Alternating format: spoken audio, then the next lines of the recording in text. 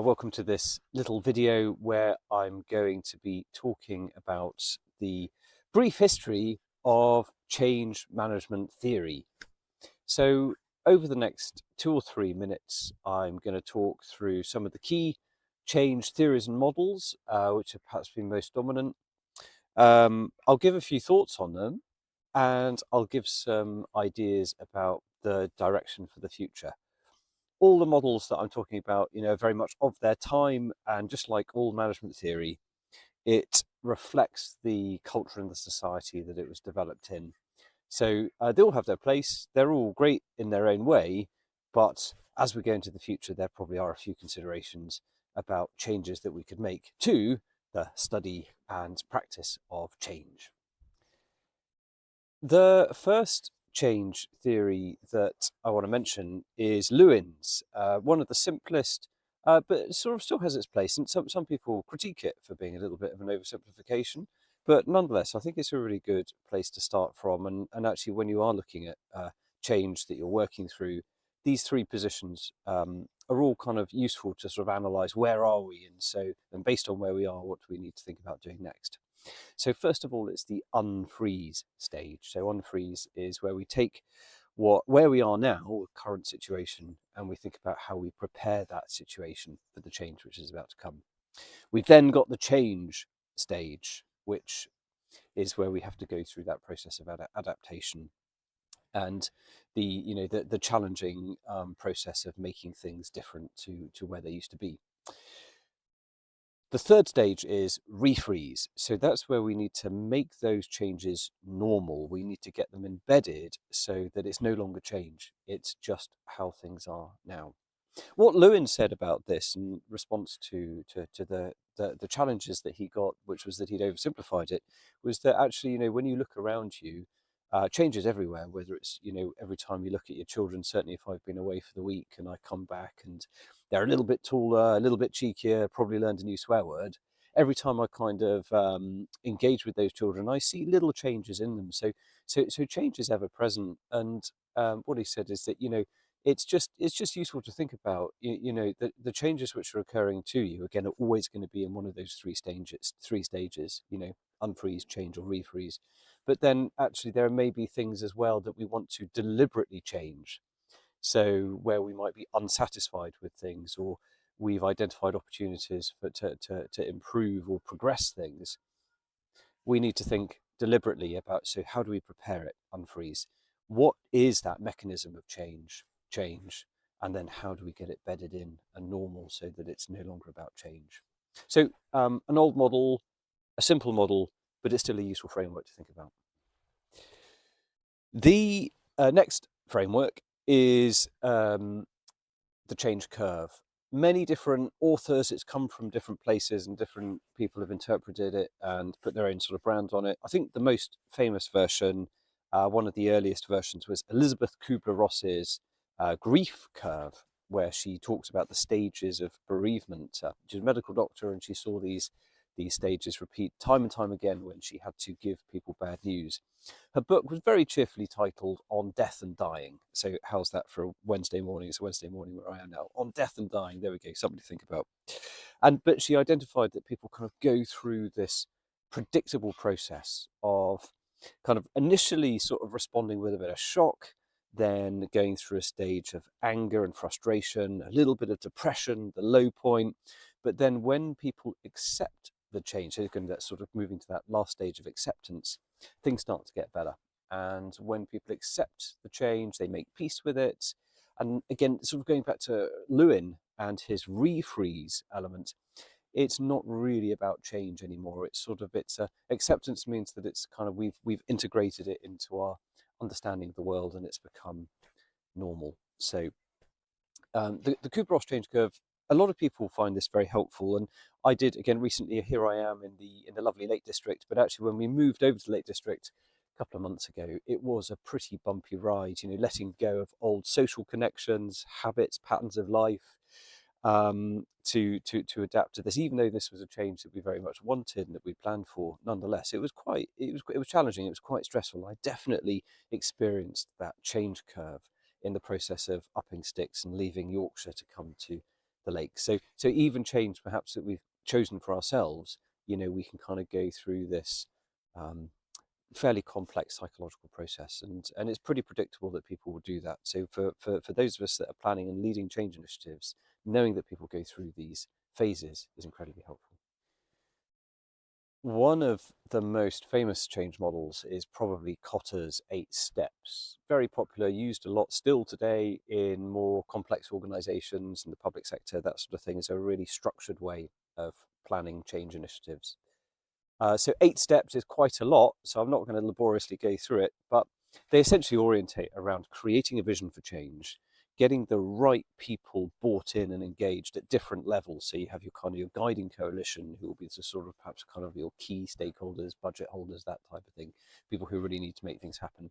And then it's about kind of communicating and bringing on board your volunteer army. So Kotter called it the volunteer army. So these are people who are bought into the change and are able to coach, mentor, train, support, and kind of make it happen on the ground. And then we kind of, we work systematically through the 8 steps, following this strategy until it's bedded in and kind of anchored into the organizational culture. Cotter's model is popular. Again, it's used a lot.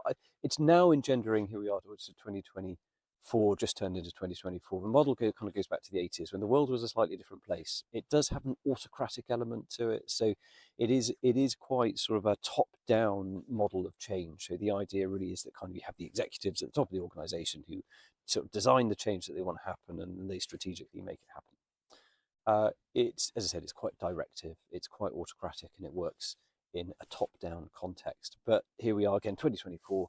Our society is a little bit different, and I think that there's time now to adapt that approach to make it a bit more equitable in how we introduce change in the organization.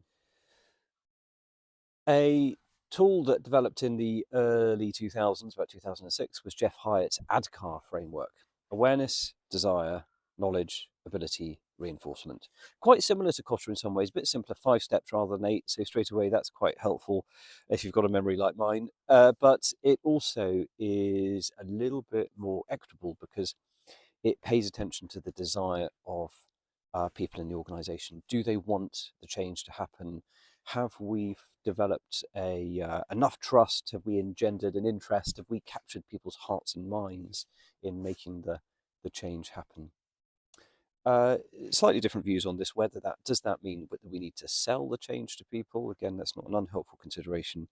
But I do think actually there may be one step further that we can go, which is to actually engage people in the initial discussion, so that actually rather than the change being purely owned by executive leadership, is there a scope to give more ownership to people at different levels of the organization? Could it be a little bit more bottom up as well as just top down? So that's really where I want to go finally. So this is my own little contribution to this discussion, which I'm calling for now the negotiated theory of change. And the idea here is that it's not so much different to the other things. So we still need to think about our vision and where we want to go and the need for change. And, so we need to build our case, we need to build a vision and a plan to get there. But then rather than moving from that to rolling it out, what we do is we create focus groups. We kind of get the engagement of people at different levels, and not just people who are going to say yes as well, but we kind of look for our critical thinkers, our effective followers in the organization, and we bring them together. And what we do is we communicate our strategy, the change plan that we've developed, and we welcome and sort of invite critical thinking. So we get people to sort of share their perspective on things, their concerns. And again, different people at different levels in the organization will have a different take on this. And that take might be extremely valuable. So we go through this uncomfortable, critical process of inviting debate. Needs a lot of psychological safety to work, but what we'll do is we'll collect some fabulous insights. We then need to come away from it, and possibly with a few bruises, because people do often respond quite negatively to changes when they're proposed. But we look at those critiques and those criticisms. We sort of almost treat it like qualitative data, and we can then actually see which of those criticisms and challenges really do add value to what we're doing. So rather than dismissing the people who aren't on board as being laggards, as Simon Sinek calls them, or change resistant, we actually work out how we can work with those challenges to improve the strategy.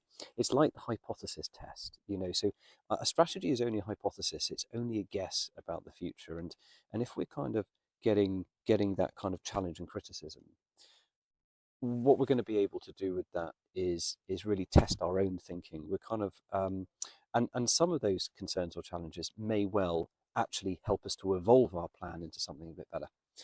What we do then is we can communicate it again, showing that we've listened and that we've acknowledged those concerns and fears and genuine, challenges from different levels. So hopefully what we do is we refine and improve our strategy through that challenging process and come to something better.